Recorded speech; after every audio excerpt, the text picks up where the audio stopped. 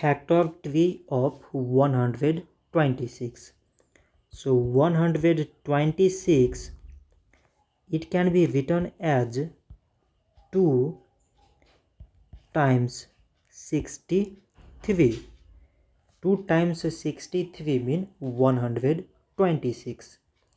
This 63, it can be again written as 3 times 21. 3 times 21 means 63, and 21, it can be written as 3 times 7. 3 times 7 means 21. So now we have to select the prime numbers in all these numbers. So prime number here is 2, 3, 3 and this 7.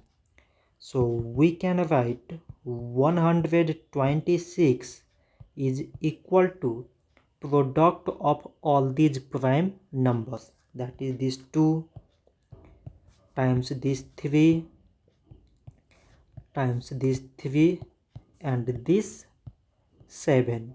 So this much for today, and thanks for watching.